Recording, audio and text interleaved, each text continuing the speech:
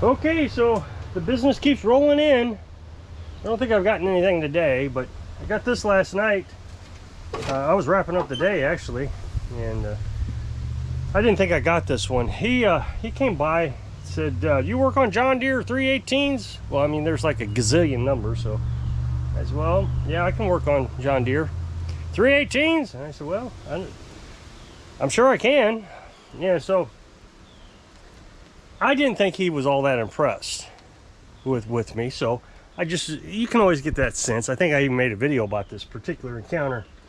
So he left, and well, I'll see if I can find a trailer and that kind of stuff. So I thought, well, that's the end of that. So yesterday he pulls up around after 4 o'clock. So, you know, I could try to keep my business hours from 6 to 4. So he was even in after hours. And the thing is when he was here, he told me what he had and what he needed done. He wanted to get the carburetor cleaned or changed or whatever. And I said, well, I'll look at it. So I looked it up and did quite a bit of research on the carburetor, and found out that they still sell them. This is a 1983. So the downside to this is it's, you know, this is what aggravates me about YouTubers and commenters. The older engines are so much better. They're easier to work on. No, they're not. This is an absolute nightmare. I mean, this is going to be a nightmare. So I've already taken off the side panels. You gotta take off the side panel just to change the oil. You should not have to remove a bunch of stuff just to change the oil. But here I am. And then you gotta remove the grill so you can get the deck off. And I think that's gonna be a nightmare. I think the grill. Anyway, there's 4 bolts, and you gotta go inside the grill right here to get them. So if I can't figure out how to get the grill off, I got to sit there and ratchet that off with a ratchet wrench if I have the right size. I think the grill's supposed to come off, but I don't know how. And then you got to disassemble all this cowling. Everything. You got to get it all off because the bolts to the carburetor are on the underside. It's right here. There's no way to get a wrench in there. So you got to get the distributor. I think this is a distributor. I was ignition coil, but I think they called them distributors back then. So got to get that up and out of the way, or maybe not. Maybe I just removed this. I'm not sure. But anyway, and there is no videos on it. What's funny is anytime somebody's working on a 318, they'll say, okay, we're gonna remove the carburetor, and the very next scene they're working on the carburetor. They removed all this off camera. One guy said, yeah, we're going to remove the engine, and so he starts disconnecting all the wires, and then he explains what he's going to do, and I'm thinking, okay, well, we're going to watch. And the next scene, the next cut, he has got the engine on the ground. He didn't show us how to do it, but I know it's going to be a pain because there's so many things you got to do to get it off, but I don't think it's going to be, it's just going to be time consuming. And I've seen pictures of, you know, videos and stuff of what it's supposed to look like after it's all taken apart. So, you know, you got all this shroud around this muffler trying to keep it from on the engine side. But right now, all I'm doing is, you know, I've changed. The gas was terrible.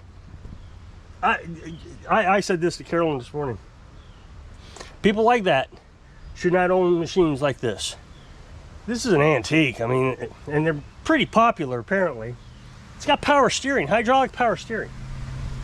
So I'm looking at the gas and it's yellow. I mean, terrible. I mean, terrible. Water separation, the whole thing. And you can't figure out why it won't run.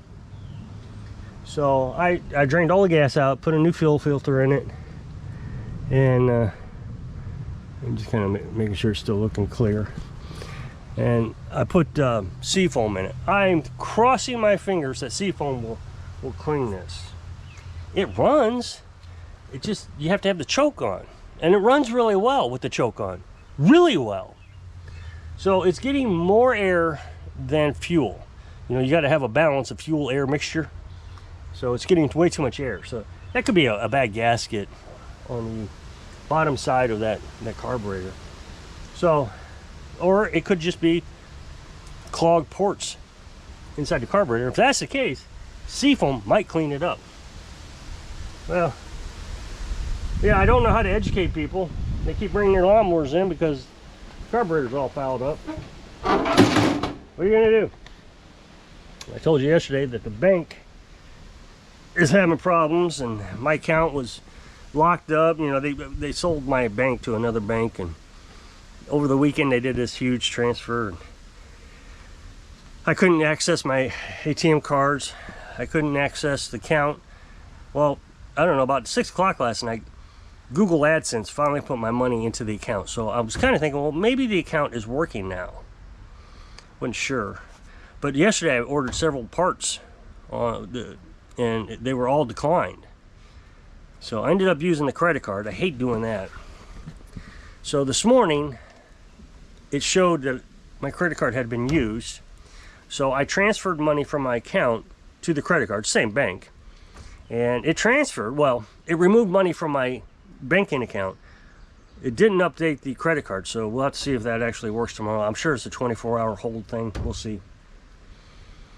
Because that's what happened yesterday. It didn't come out of the account until this morning. You know, when I used the credit card on Amazon to buy those parts. And I bought some more parts today off the debit card. Just testing it. I bought some air filters. I bought another oil filter for the truck. Just stuff that we're going to need in the future, but didn't need to buy today. I probably won't need that oil filter until, you know, November or December, but I just wanted to test it. And nothing has declined yet, nothing.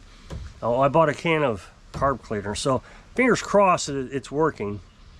The thing is he was supposed to call me back today, the bank. He promised. He said it like 3 times. I'm going to call you back tomorrow. I'm going to call you back tomorrow. And he never called back today. I mean, the day's not over, but it's starting to get kind of late, so I knew he wouldn't call. Fortunately, I got his name. If it doesn't work, I'm calling him back. So today I got a call about a Husqvarna chainsaw. I told you in yesterday's video that the hardware store, they sell Husqvarna things, equipment. You know, he got me that lawnmower. I showed you a Husqvarna. Some guy dropped it off. They brought it. They called me up, said, "Do I want to work on it?" So anyway, he's coming to get it right now, actually. So another guy called with a Husqvarna. So he called a hardware store, and they directed him to me. And he says, "Do you have a phone number to the people of Husqvarna? I want to talk to these people personally." And he was explaining to me how he bought a brand new chainsaw for $1,000, and it wasn't running. So they changed the ignition coil, and then when they changed the ignition coil, the shutoff wire got wrapped around the flywheel.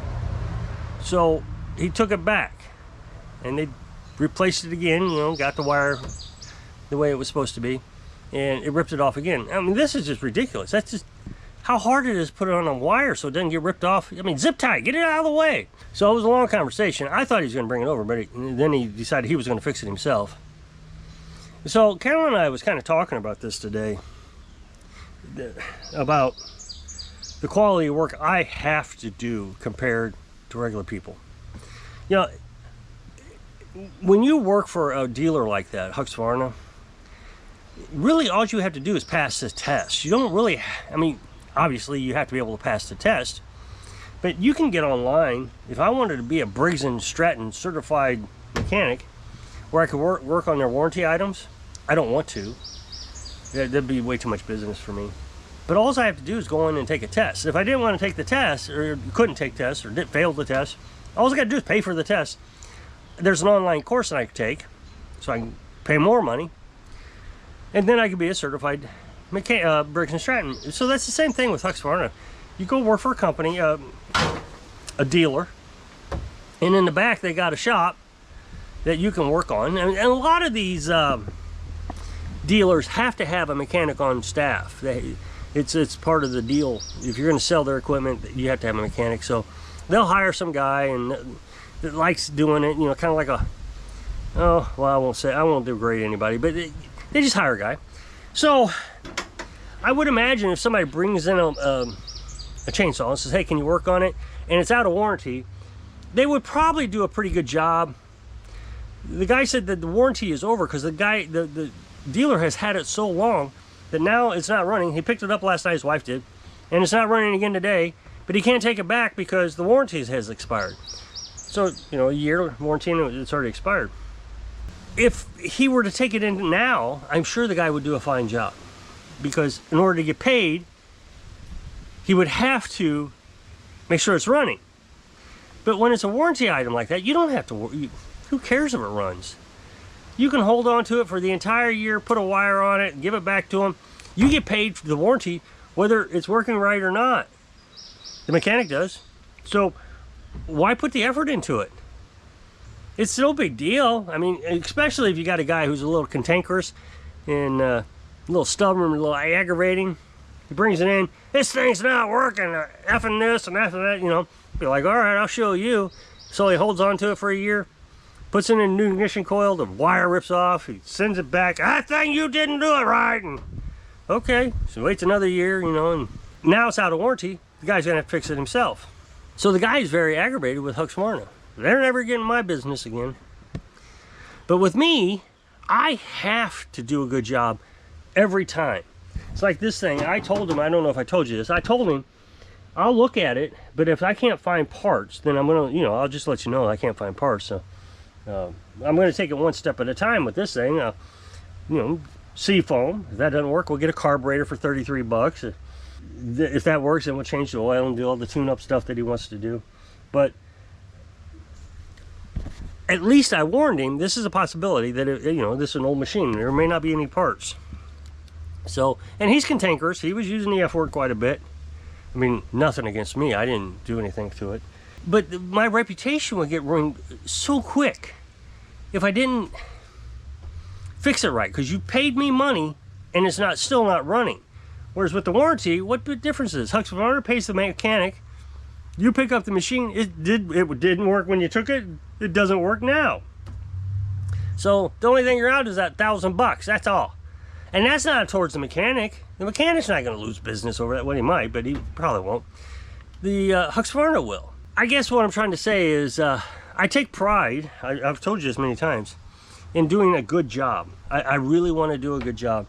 And every time something leaves out of here, I try so hard to make sure everything is working as it should that I was asked to work on. You know, for example, I'm working on that Craftsman over there. He asked me to get it running so it won't die. So that's what I did. It's running great. It won't die. But now the belt has fallen off. Well, you didn't ask me to work on that. I mean, I can't look at the whole lawnmower and make sure everything's working. Otherwise, it'll cost the person a fortune. Just do what they want. That Husqvarna, no, Cub Cadet that I worked on a while back had the entire engine tore apart. And I've been quite concerned about that. But he mowed with it, he brush hogged with it basically, until the belt fell off, which he didn't ask me to look at. And now he called me back and said he wants me to put tubes in the tires because the tires are going flat. So, you know, I did everything I was supposed to do to get that thing running the way he wanted me to run it, to get it to run. And after that, you know, that's extra maintenance. And I think everybody understands that, and it's working out really well. But it's kind of funny how many times I get people to say, I took this over to the service department and they didn't fix it right, so, you know, you're fixing it for them. But I have to charge, you know, I don't get the warranty items. So, if you'll click this up next box to take the video on my other channel, so hope I can inspire you to stay busy so you can live your dreams. Thanks for watching.